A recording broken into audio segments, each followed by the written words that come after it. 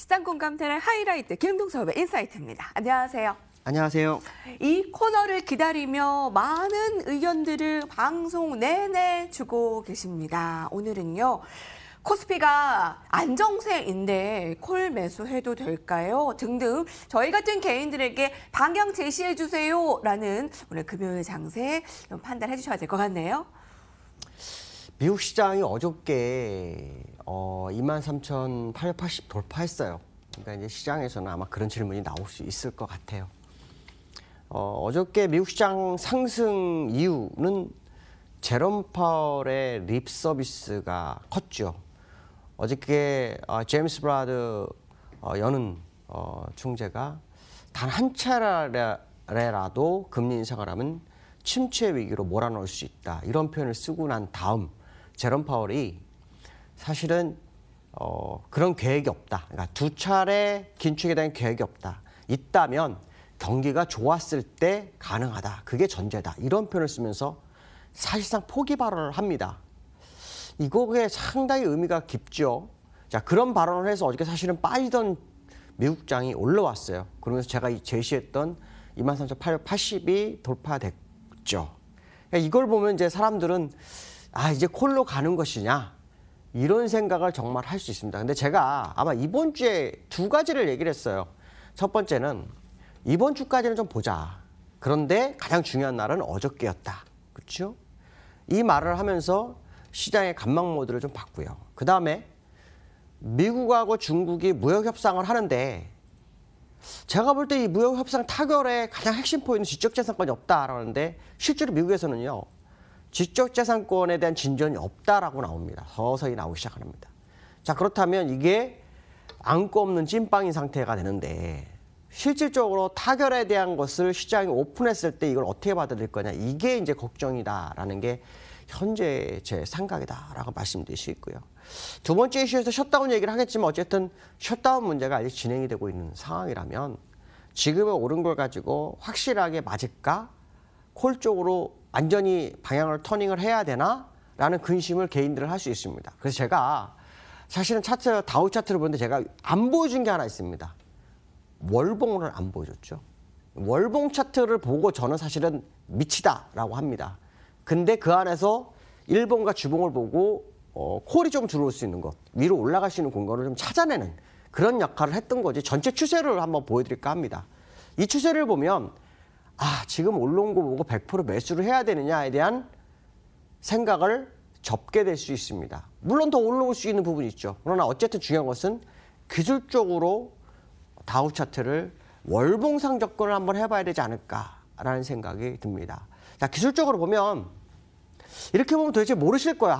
복잡하다라고 하는데요. 혹시 제 방송을 10년 정도 보신 분들은 뭐 채팅글에 올려주셔도 좋겠지만 예전에 2007년도 11월 1일 날 2085, 2008년도에 900 간다고 한 시점, 10월 24일, 2008년 10월 24일, 10월 10일 날이겠죠. 그 다음에 2228 간다고 했을 때, 또 2218에서 1650 간다고 했을 때, 그러고 난 다음에 한 5, 6년 전부터 2540 정도. 근데 이격이 좀 벌어서 약간 높아진 것도 알고 있었는데, 제가 자존심 때문에 2540을 계속 주장하다 2600 조금 넘었다 내려왔죠.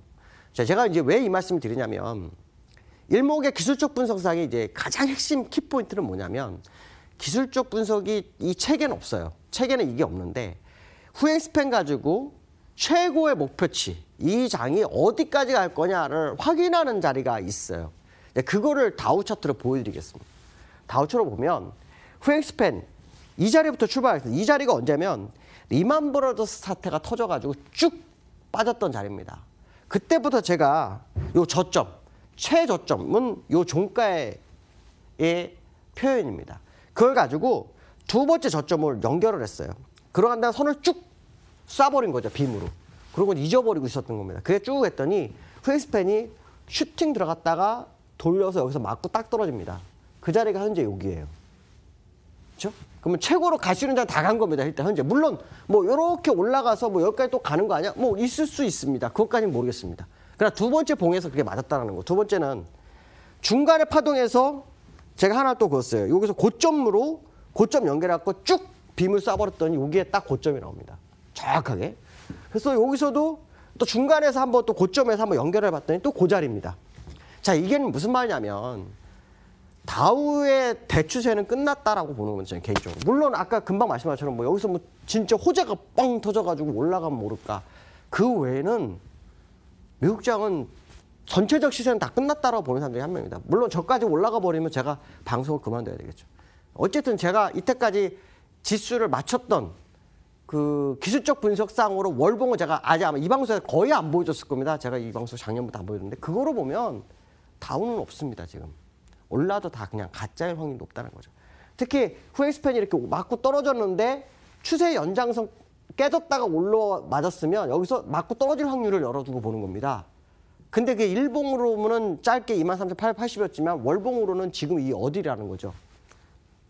여기서도 그런 부분이 있었습니다. 여기서도 쭉 올라갔는데 돌파하더니 내렸다 맞고 떨어진 것처럼 지금 이 자리가 그러한 자리일 수 있다라고 판단한다면 사실은 금리 인상이 중지가 되거나 금리 인하 쪽으로 하면 다를 수 있겠죠. 근데 그 인하가 침체의 인하라면 주가를 추세로 끌고 가진 못할 거다라는 게 제 생각입니다. 왜냐하면 2007년도에 서프라임 모기지가 터져가지고 벤버랭크 예전에 금리를 막 내렸어요. 근데 주가는 계속 빠졌어요.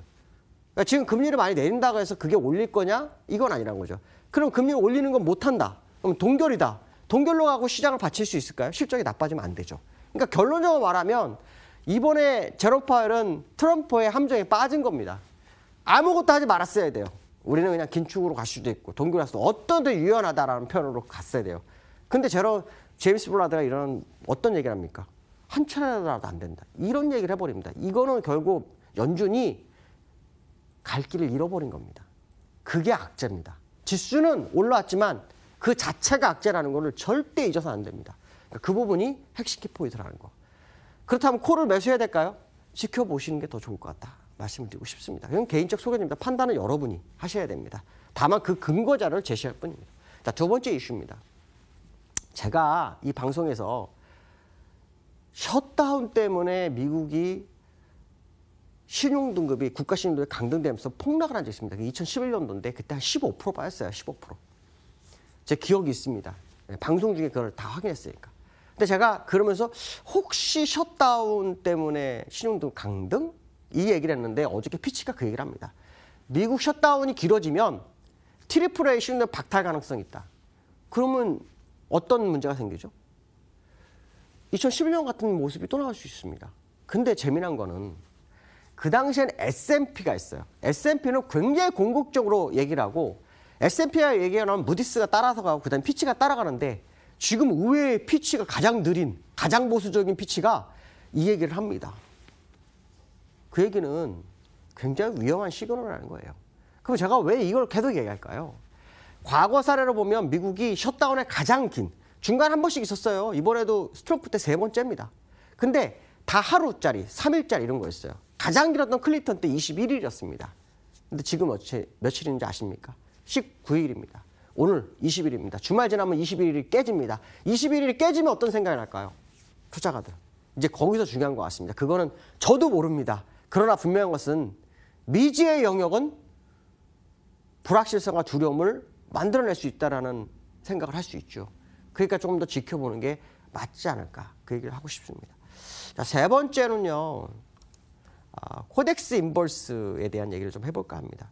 지금 시장에서 많은 투자가들이 어려움을 겪고 있어요. 특히 개미들은 이번 올라오는 게 사질 않았죠, 거의. 근데 이제 코덱스 인버스라는 게 주가 하락할 때 수익이 나는 구조죠. 근데 개미들은 다 거기에 몰려가는 그런 구조입니다. 근데 실제로 이 반등에 대해서 확신을 개미는 못 갖죠. 이거는 어떻게 보면은 외부 이슈와 돈의 힘에 의해서 올라온 게 현재 우리나라 시장이라고 본다면 개미들이 볼 수 있는 것은 실적이라든가 이런 건데 이게 만만치 않은 거예요. 그러니까 인버스 쪽에 많이 가 있는 상태인데 인버스 차트를 봤어요. 그랬더니 양운을 뚫고 음운을 가기 위해서 이 60일선과의 싸움으로 보이더라고요. 60주선과의 싸움. 60월선과의 싸움, 죄송합니다. 60월선과의 싸움입니다. 월선입니다. 자, 그 얘기는 무슨 말이냐면 네 번째니까 음운을 뚫을 수 있는 여력이 있는 겁니다. 그러니까 어떻게 보면 제가 볼 때는 제가 틀릴 수도 있겠지만 개인들의 몸살이는 선택이 어쩌면 잘한 결과로 나올 수도 있다라는 생각을 한 번쯤 해봐야 될 것 같습니다. 자, 오늘 여기까지 하겠습니다. 감사합니다. 네. 여러분 도움 되셨습니까? 아직 궁금한 게 많이 남았습니다. 저희 다음 주에 뵐게요. 주말에는 건강히 잘 지내고 계십시오. 시청해주신 여러분 고맙습니다.